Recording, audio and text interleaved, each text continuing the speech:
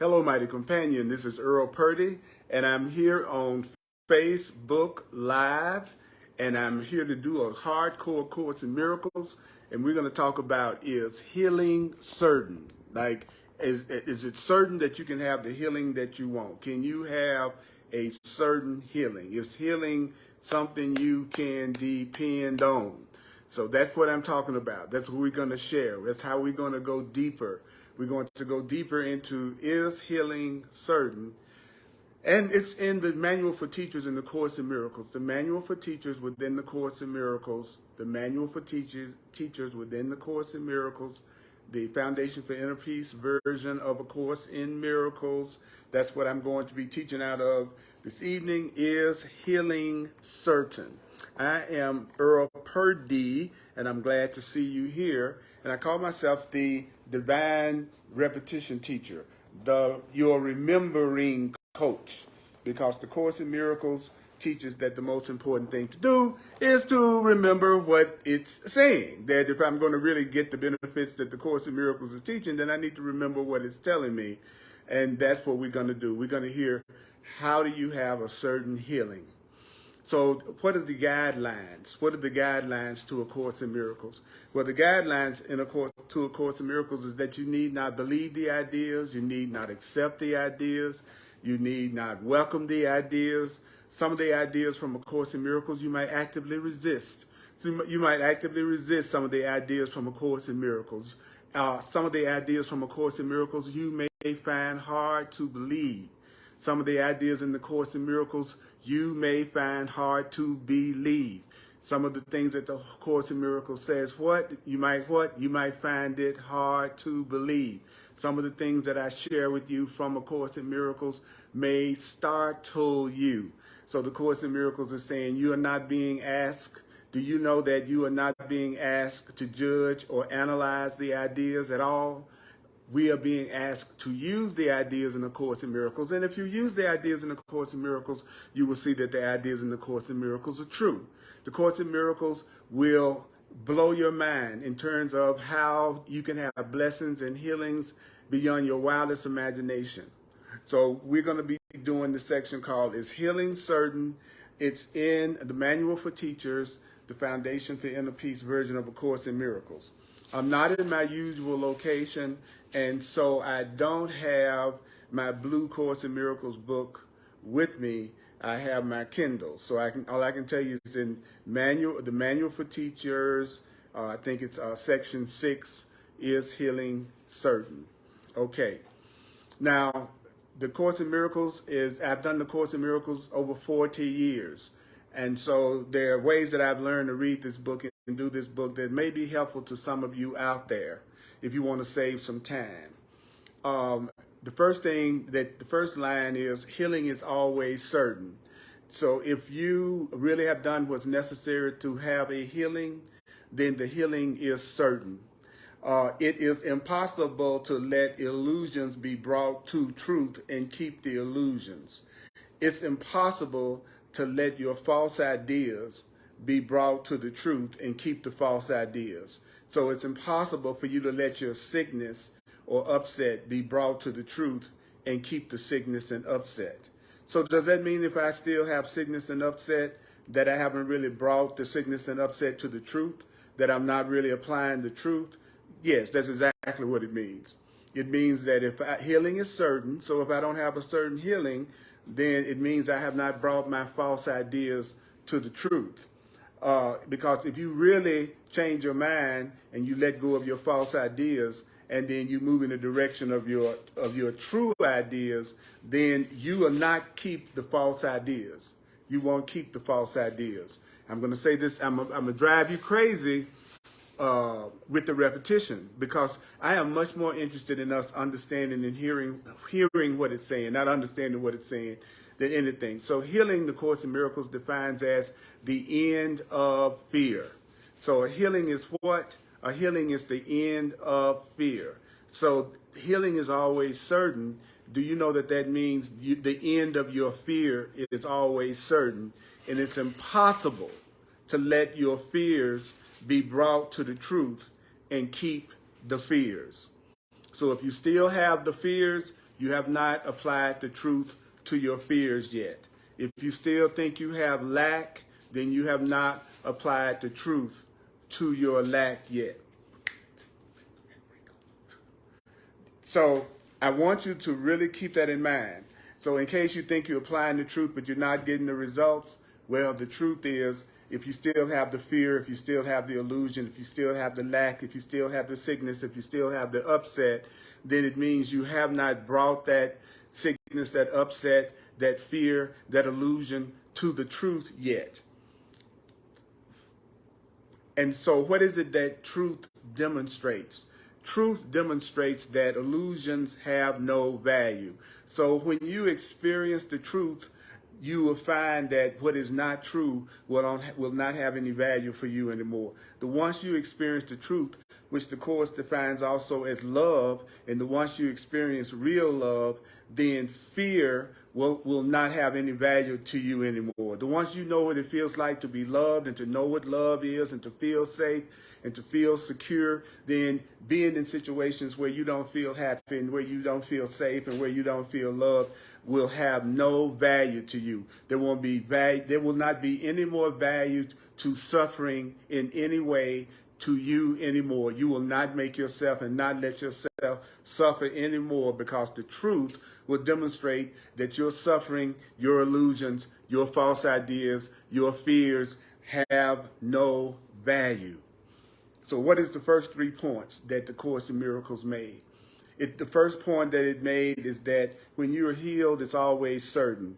It's impossible for you to let your fears and your upsets and your illusions be brought to the truth and still have them. The next thing it told us is that when you're focused in on the truth is going to teach you that your fears, your illusions, your unhappiness has no value.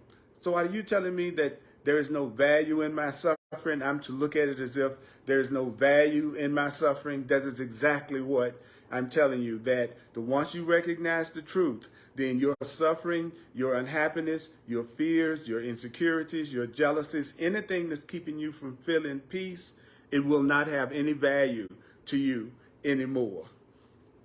So what has the teacher of God seen? Well, the Course says the teacher of God has seen the correction of his errors in the mind of the patient, recognizing the mind of the patient for what it is. So what the heck did that mean? Well, when you ask yourself, when you're reading the Course, and you ask yourself what something means, then just keep reading. So what's the next line? Having accepted the atonement for himself, he has also accepted it for the patient. Having accepted the truth for yourself, you've also accepted the truth for everyone around you. When you accept your innocence, you will know when you truly accepted your innocence, because you will always also be accepting that other people are innocent too. You will know when you have accepted your innocence, because you won't be seeing anybody else as guilty. When you truly accepted the truth for yourself, then you're also accepting it for everyone else. Let me give you an example of what I'm talking about. Okay? If I give everything I see all the meaning that it has for me, and I'm reacting to the meaning that I've given everything, which is what all of us do. We're reacting to the interpretations and the meanings that we're giving to everything. Okay, well then, if it's true for me that I'm giving everything I see all the value that it has and all the meaning that it has for me, well then that's also true about you. That you are also giving everything, including me, all the meaning and the value that I have for you or that anyone has for you. Whatever truth applies to me applies to you. If I'm innocent, you're innocent. If I have the love of God, you have the love of God. If I have the power to create, you have the power to create. If I have the power to see things differently, you have the power to see things differently. If my true self has eternal life, then your true self has eternal life. If I'm not the victim of the world that I see, then you are not the victim of the world you see. See, I will have accepted the atonement, which is the correction of error, which is the truth, for myself. And by accepting it for myself, then I've also accepted it for you. So if you want to accept the truth for everybody else, what do you have to do? You have to accept the truth for yourself. What is the truth? What is the atonement?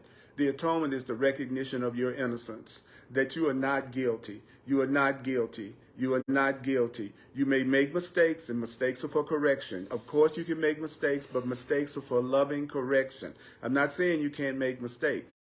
I am saying that your mistakes are for correction according to the course. So accepting the atonement for yourself is the same as accepting the right answer for yourself, accepting the love for yourself. So if you accept love for yourself, then you're also accepting that everyone around you also has love, and there's love that they could accept. Now, whether or not they're doing that, that's up to them. Whether or not they recognize that they are the ones that's giving all the meaning that it has, whether or not they recognize that they are not the victim, that's not the issue. The issue is for you to recognize that the same universal laws that apply to you, the same rules that apply to you, are the same rules that apply to everybody.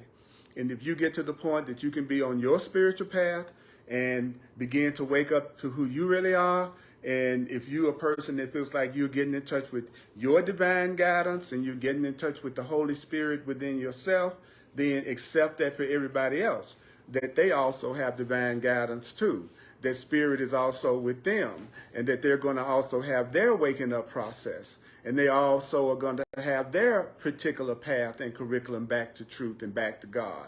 Whatever you accept for yourself, then you have accepted it for everyone around you. See how that works? It works in you not trying to make yourself special and think that you have some particular talent, power, or whatever that all of us do not have access to. So what's the next line? It says, yet what if the patient uses sickness as a way of life? So what do you do when a person uses unhappiness as a way of life? Do you know that some people use sickness and unhappiness and misery as a way of life? Every time you see them, they're miserable and they're upset about something and they got some kind of problem or they're sick. You know what I'm talking about. There's some people that just use unhappiness and sickness as a way of life. What do you do with people like that? Do you know the Course in Miracles calls people like that a patient? It's like what if the patient uses sickness as a way of life?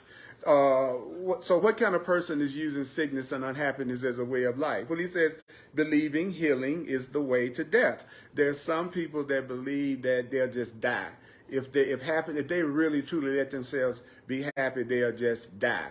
That if they really let themselves be happy, then all of a sudden the roof is going to cave in and fall in. Haven't you ever had that feeling before? Like, if you know, when things are going really, really, really, really, really, really great for you, that you find yourself feeling some type of a fear, like wondering what might take that away from you.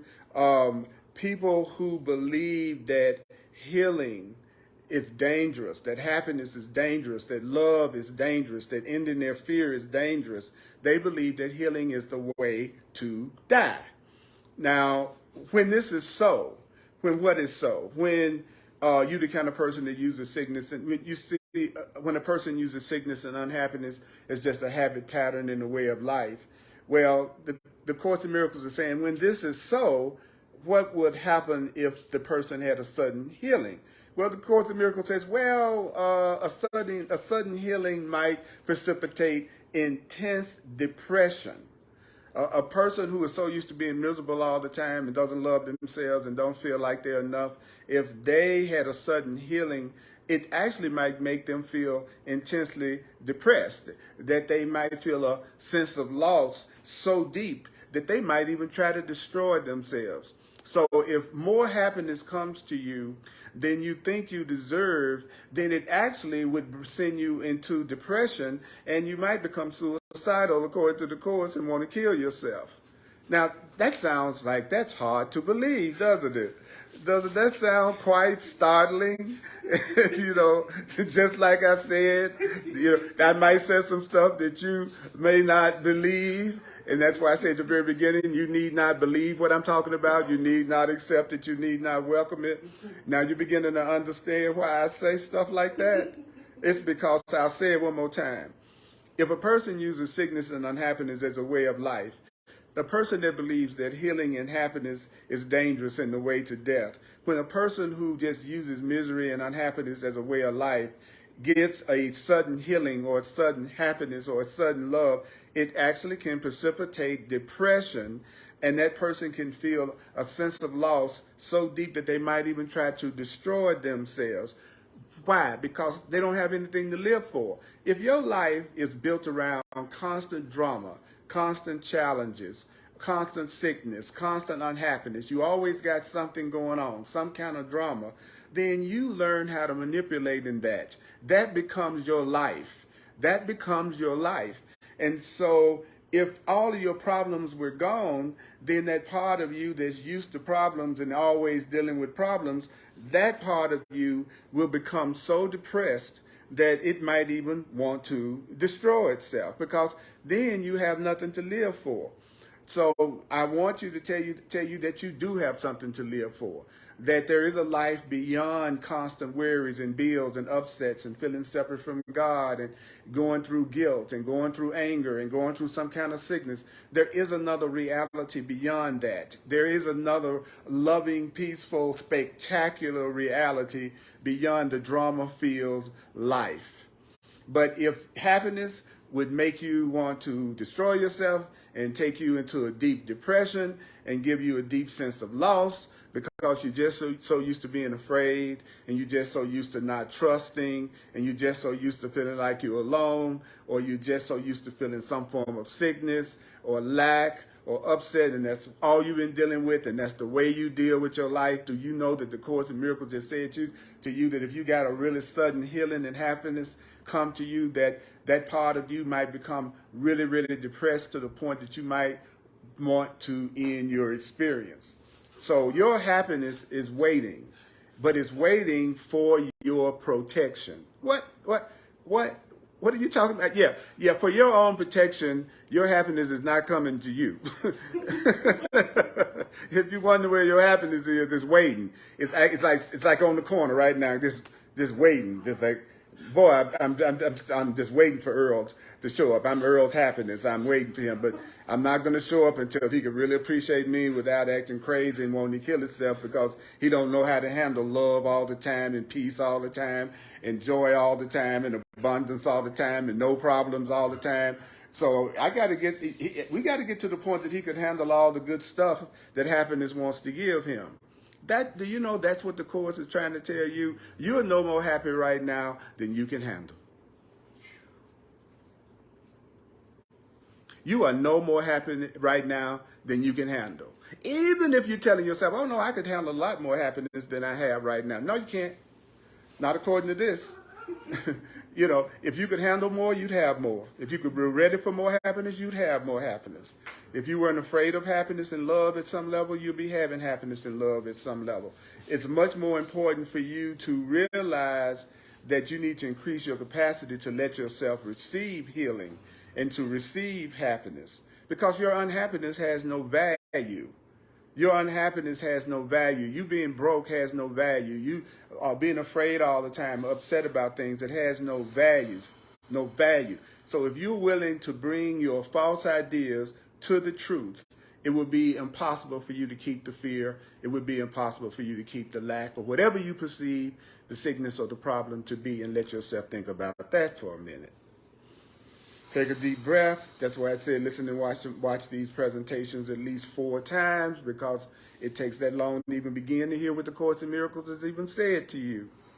So stop saying that you're unhappy for any other reason other than you would go into intense depression and fear if you had a sudden healing in that situation before you were ready for it. It would just take you into fear and depression. So for your own protection, your happiness is waiting. For your own protection, love is waiting. For your own protection, peace is waiting until you can friggin' handle it.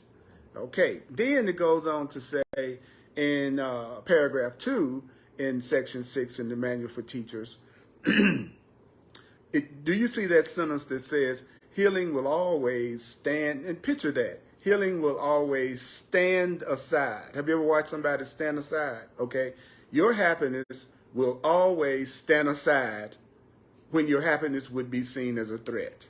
So anytime that your happiness is seen as a threat, when you're not ready to have that love, when you're not ready to handle that abundance, when you're not ready to handle that health, when you're not ready to handle that joy, it will step aside until you are able to receive love without feeling threatened by it. So your healing is waiting for you not to be threatened by it. Your happiness is waiting for you not to be threatened by it. Having a loving relationship with someone is waiting for you not to be threatened by it. Your connection with God, your connection to your source is waiting for you to not feel afraid of it or threatened by it. So why is it that you are not happy tonight? If you're not happy tonight, because there's a part of you that believes you being happy is dangerous because it's more than what you deserve. So healing must wait for your protection, and healing will always stand aside when you would perceive it as a threat. But here's the good news. What is the good news? What he says, the good news is the instant your happiness and your healing is welcome, the instant your happiness is welcome, it's there. So when will your abundance be there? When you welcome it.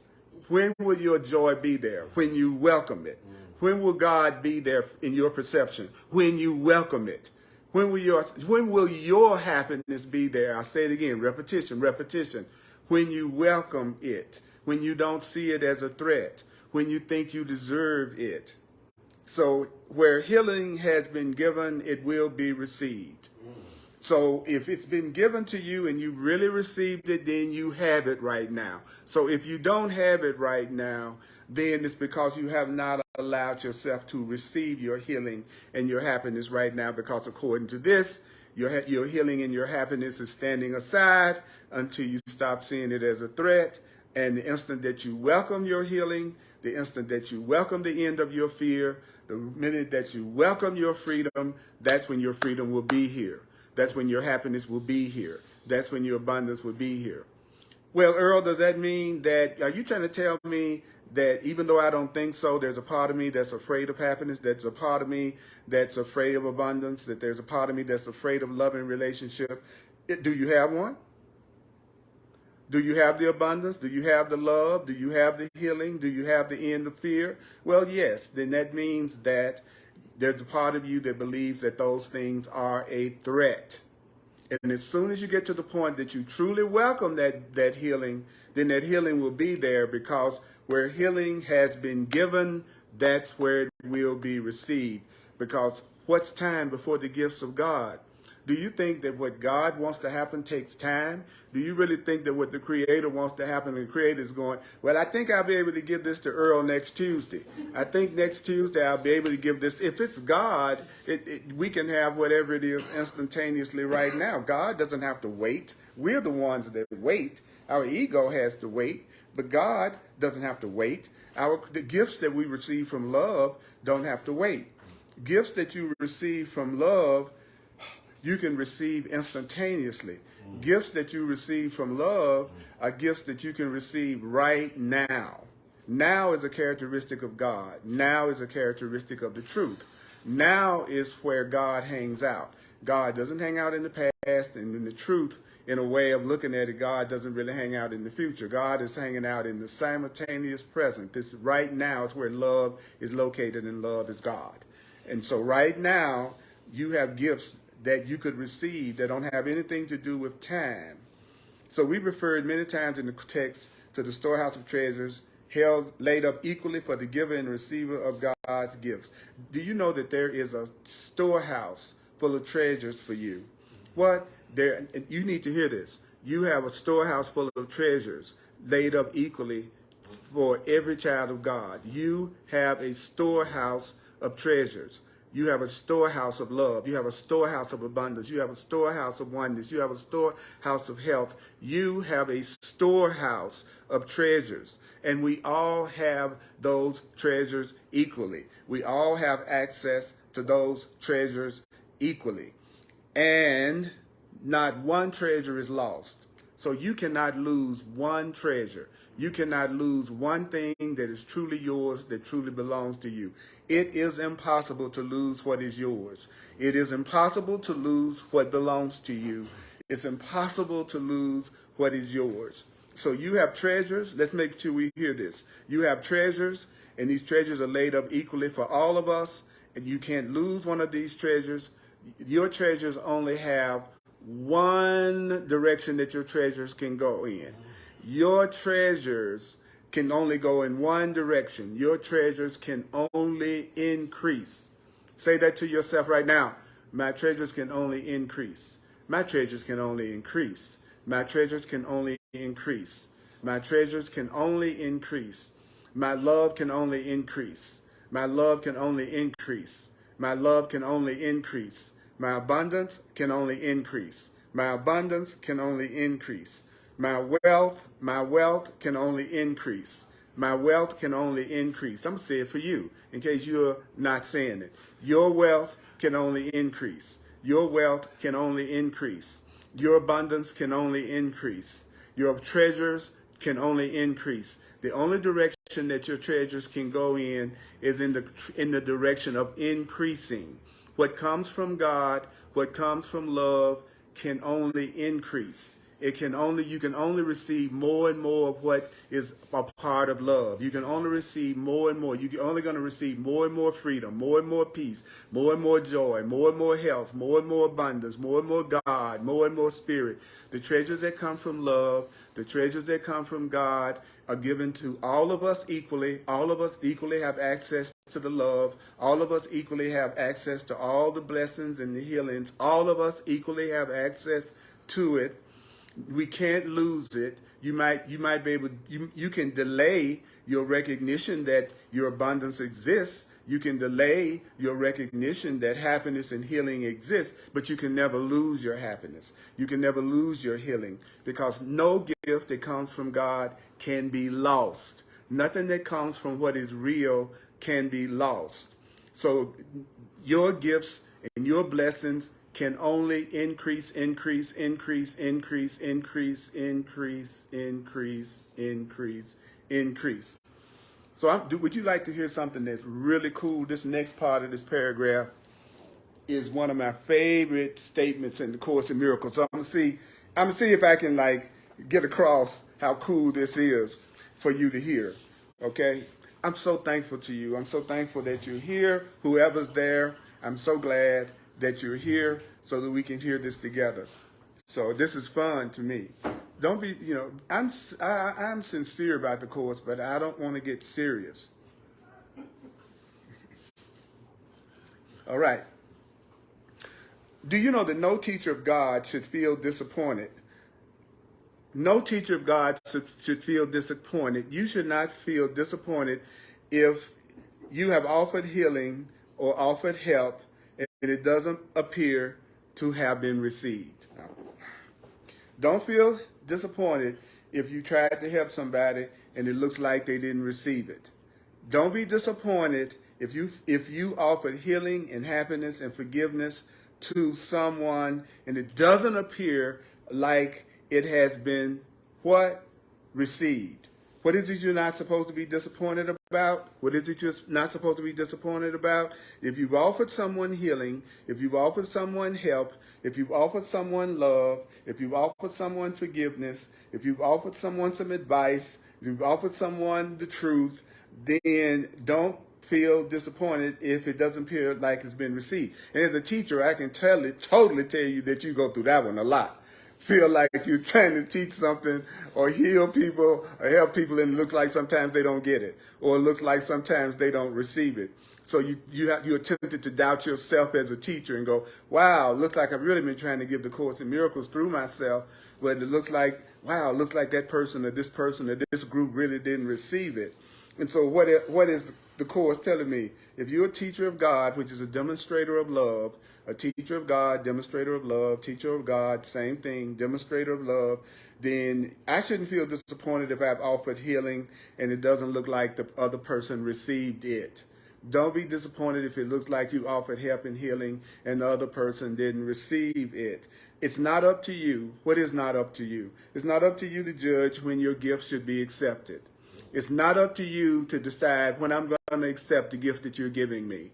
It's not up to you to decide when I'm going to receive the advice that you've given me. It's not up to you to decide when I'm going to understand and accept the advice and the help that you're giving me. You don't determine when I accept what you've given me. You don't have any control of how much I will accept what you have given me. So don't be disappointed if you try to help me and it looks like I didn't receive it. Don't be disappointed if it looks like you tried to help me and I didn't receive it. That's deep when you think about it, isn't it?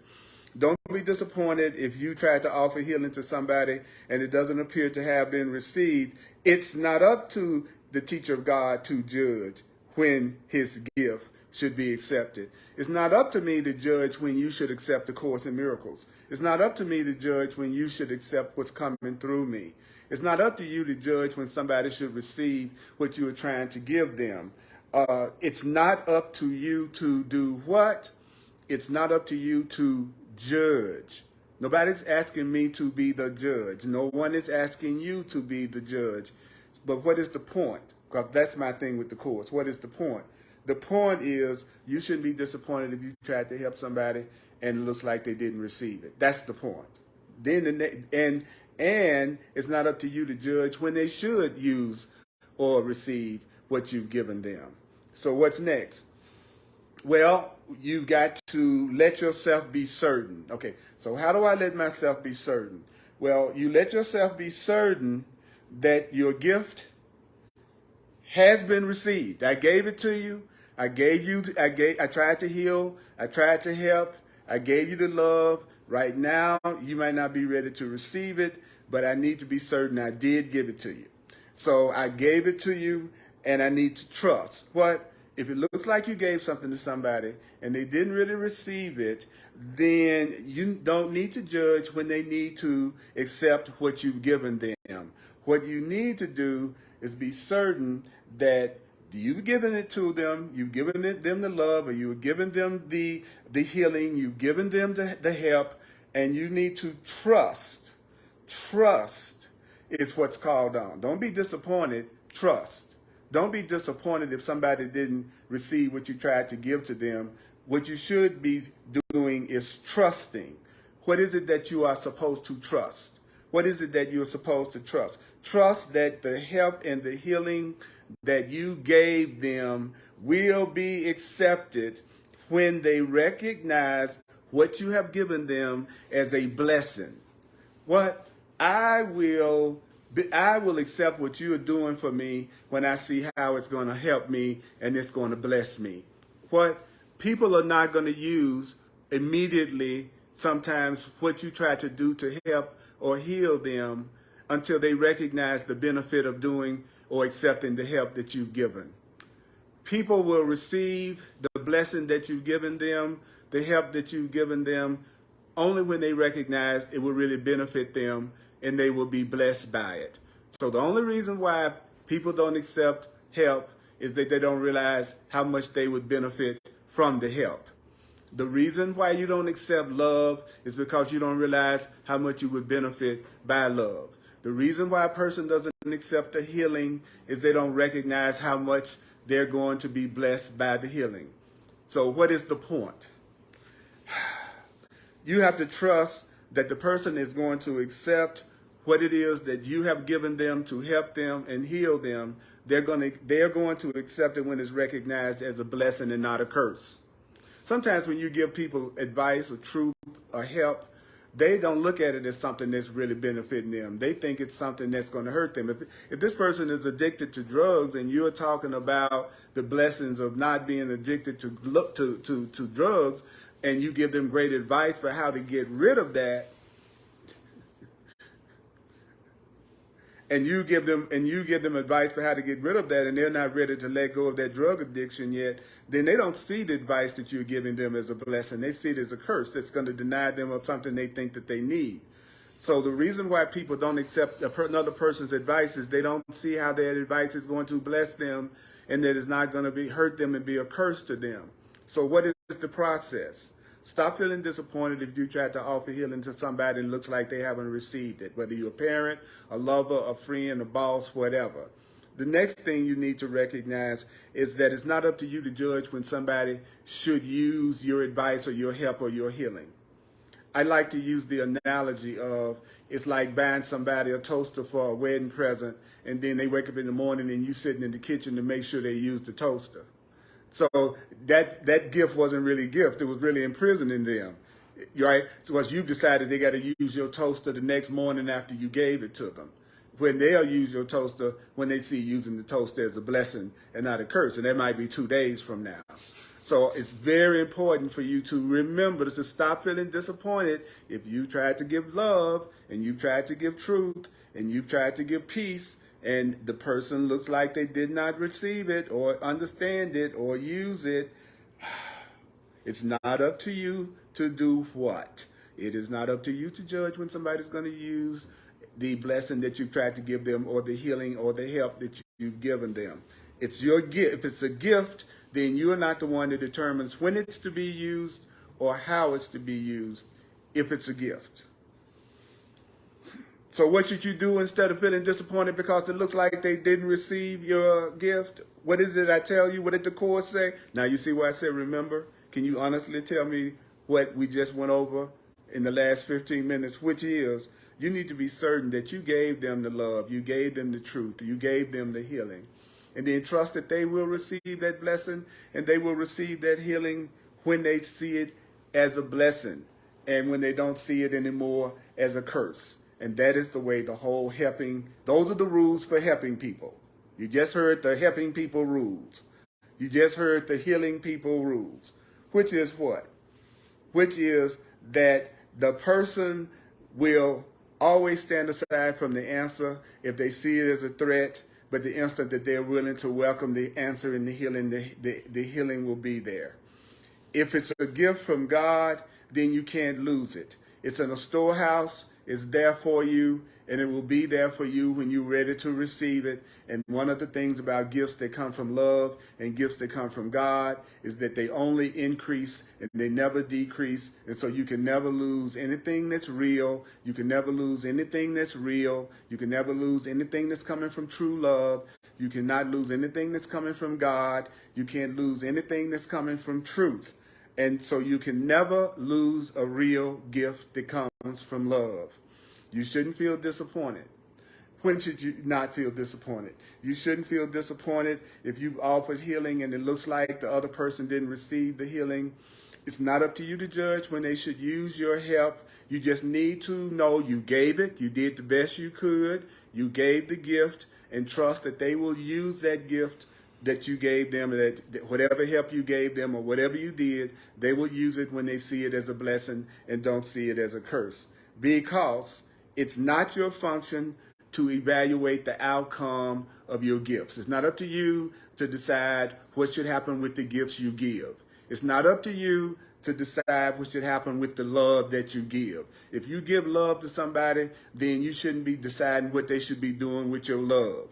If you give a gift to somebody, you're not the one to decide what they do with their gift. So if you love somebody, then you don't have a million scripts for how they should deal with your love or what they should do with your love. It's your function to give the love. It's your function to give the truth. Once you've done that, you've also given the outcome. Do you know that? If I give you love, then I've also given you the outcome of love. And that's happiness, and that's joy. That's always the outcome of love. So if I'm giving you love, I'm also a person that's giving you joy and being a means for your joy and a means for your happiness. That's part of the gift. So you can't really give. What is the condition that keeps a person from really giving? Well, you can't really give if you're concerned with the result of giving. A person that's concerned with what's going to happen as the result of them giving, that is not a person that can truly give. In other words, the Course in Miracles just restating the same thing again, which is when you give the gift, it's not up to you to determine what the person is going to do with the gift, and you need to trust that you did give the gift and that the person will receive the gift whenever they see it as a blessing and not a curse. So nobody can give if they're concerned with the result of giving, because do you know that when you're concerned about the result of giving something, that is actually a limitation on the giving.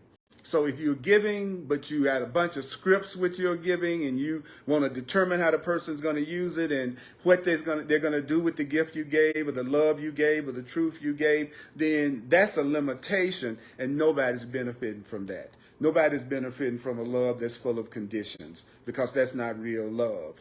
So what is the essential part of giving? What is the main part of giving? Trust. Trust is the essential part of giving, because I can't give to you unless I trust that I'm going to receive more, right? I can only give you food that I have. So I have to also trust that I'm going to keep receiving food. So giving is based on trust. A person that's stingy and can't really give and can't really share is a person that doesn't trust that spirit in the universe is going to always provide. So a person who is trusting in God, a person who trusts in what's real, a person who trusts in love, they can afford to give. So trust is what makes sharing possible. I'm not going to share with you if I don't believe that, if I believe it's going to leave me without what I need. If I believe it's going to leave me with nothing, then I'm not going to want to share with you. So believing and trusting that I will have the storehouse of treasures, that I will have the support and the love and the care of my Creator, that's what's going to allow me to give and share with you. So who gives a gift? Like the Course says, this will guarantee that you won't lose. What will guarantee that you won't lose? Trusting that the other person is going to receive the gift as soon as they see it as a blessing and not a curse. Trusting that it's just your function to give the truth, to give the love, to give the healing. It's not your function to evaluate what's going to result as a result of you giving the gift or the truth or the love. You can't really give if you're concerned with the result of giving. So who gives a gift and then remains with the gift to make sure that the gift is used the way the giver deems appropriate? What does that mean? How am I really giving you a gift if I stay with you to make sure you use my love, my truth, or however I've tried to help you? I'm there to make sure you use it the way that I want you to use it. That's not giving. What is that? That's imprisoning you. I'm imprisoning you if I give you love and then I try to make sure you use my love just the way I think you should use my love according to my script. Then falling in love with you is imprisoning, actually, because you're remaining with the gift and you're trying to make sure that I use it the way you want me to. Then it's you trying to control me. So actually, I've asked for imprisoning. So it's relinquishing all concern about the gift. That's what makes it really given. When you just give up all concern about, I'm giving you the love, I'm giving you the help, I'm giving you the money, I'm giving you the healing, I'm giving you the truth. But what I'm going to do is I'm going to relinquish all concern about it once I give it to you. Trust is what's going to make that possible, though. As long as I'm afraid to trust that I'm going to have more than what I need and the universe is going to supply my needs and I can't lose, I'm not going to really want to give to you unless I'm really sure and trusting that abundance is going to be my natural state. So what is healing? Healing is the change of mind that the Holy Spirit in the patient's mind is seeking for him. What in the heck does that mean? Healing is the change of mind that the love in your mind is seeking for you. Love wants you to change your mind. Healing is you changing your mind. Changing my mind in what way? I'm going to give you the gift. I'm going to give you the truth. I'm going to give you the love, but I'm also going to let go of concern about how you use it, when you use it. I'm not going to try to make you use it the way I want you to use it. I'm going to trust that I'm going to receive as a result of giving, because giving is what makes true loving and receiving possible. So if it's a gift that the Holy Spirit is given to you from the Holy Spirit in me, if it's a gift that the love in you is given to the love in me, how can it be lost? How can it be ineffectual? How can it be wasted? If it's coming from God to God, from love to love, from spirit to spirit, from mind to mind, then how can we lose? How can any of it be lose? So the question is, what concern can you have about what becomes of your gifts? If your gifts of love and truth are given by God in you to the God in me, that's a holy exchange. Do you know that's a healing exchange? The love in me is given to the love in you, and the love in you is given to me, and the truth in me is giving to you, and the truth in you is giving to me. Then who in this exchange could receive less than everything? So everyone wins. All of us wins when we're dealing with true healing. Is healing certain? Yes, it's certain if you remember what we just heard.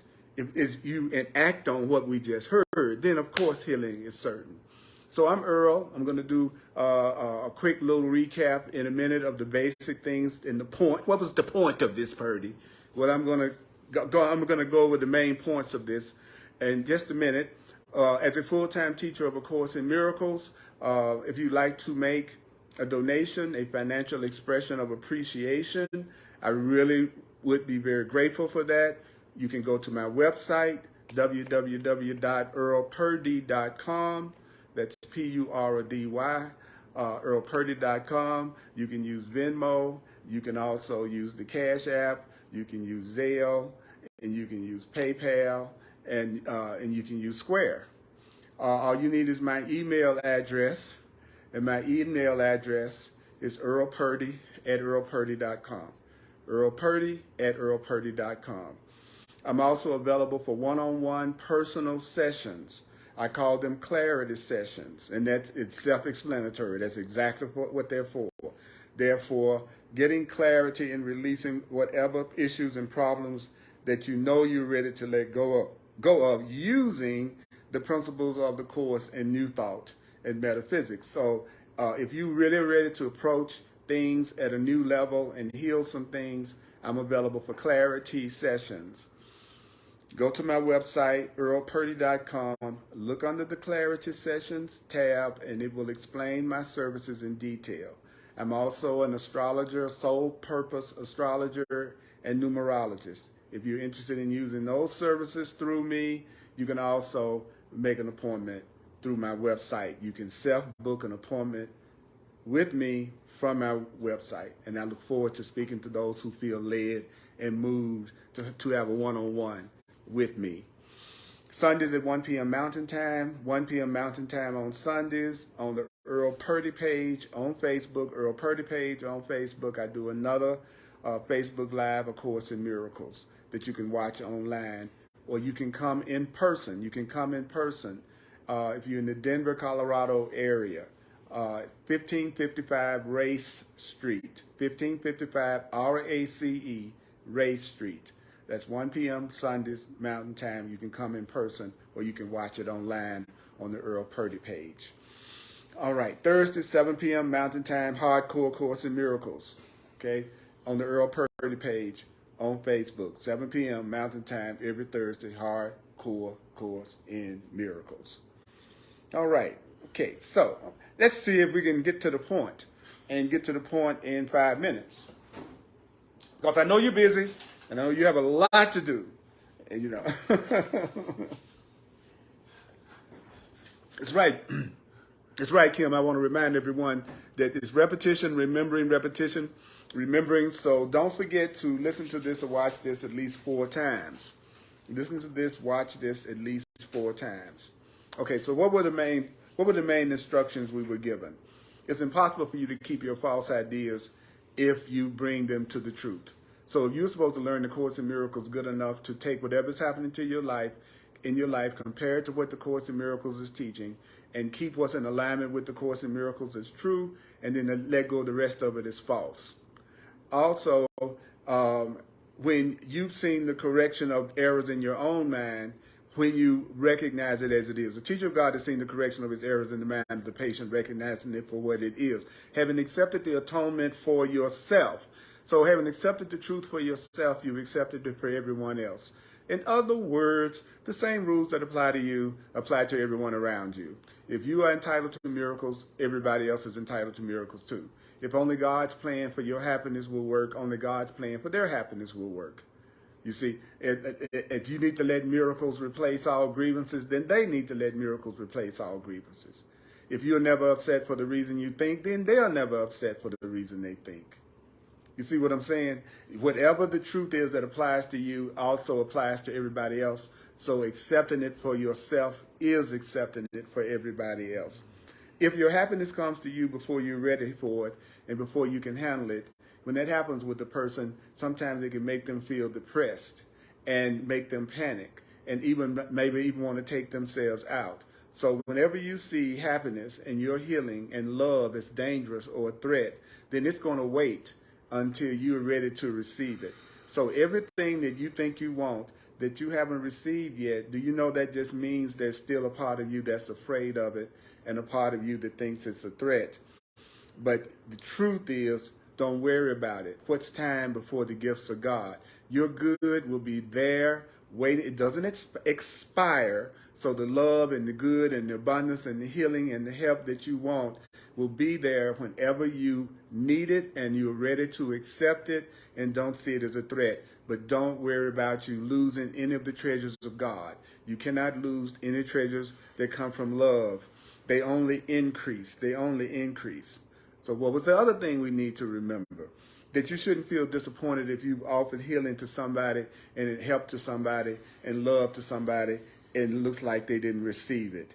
It's not up to you to judge when people should use whatever you give them. It's not up to you to judge how somebody should use whatever you give them.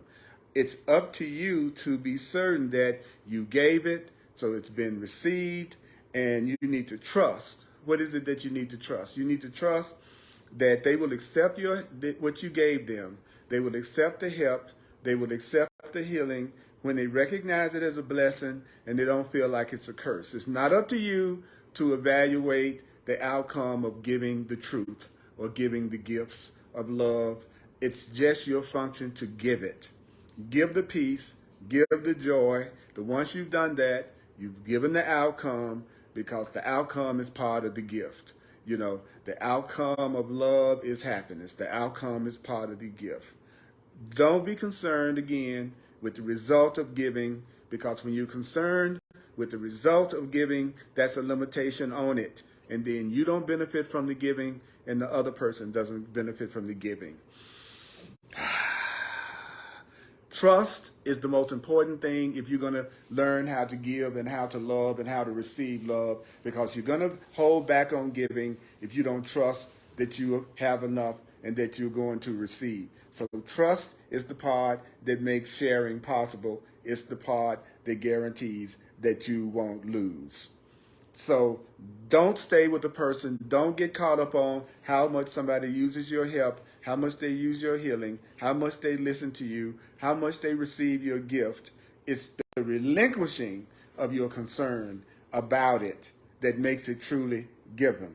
You got to, I gave it to you, like right now, I got to give you the truth. I let it come through me to the best of my ability, with the sincerity that I do it with, the most sincerity I can do it. Then when the class is over, then I have to relinquish all concern about how you use what I've said, if you use what I said, when you use what the course said, and accept what I was told, which is, when you really see it as a blessing instead of a curse, when you really see how this section that I've shared with you really benefits you, then it says, then you will receive it, unless, of course, you're not to the point that you're ready to have that much happiness. So your happiness will wait until you're ready to receive it. So it's going to be the truth in your mind, the love in your mind. Healing is a change of mind. Healing is a change of mind, that the Holy Spirit, that love is in your mind seeking and in my mind seeking. So it's the God in me given to the God in you, the love in me that's joined with the love in you. And don't forget, our Creator's treasure house is never empty. Its fullness is guaranteed. We can't lose. You cannot lose. You cannot lose. You cannot lose. What's real, you cannot lose. So it's going to be there, and it's going to be there when you're ready for it. The love and the happiness and the joy that you want will be there. It will be there when you're ready for it. You cannot lose it. You cannot lose it. Given by God to God, who in this loving exchange can receive less than everything. All right, that was Healing is Certain. I love you. I appreciate you. Thank you for tuning in when you did. I started a little bit later than usual today. I apologize for that. But again, share this video, and let yourself hear what the Course in Miracles said about is healing. What the Course in Miracles says about is healing certain, is love certain, is the end of fear certain. I appreciate you, love you. May the Course be with you.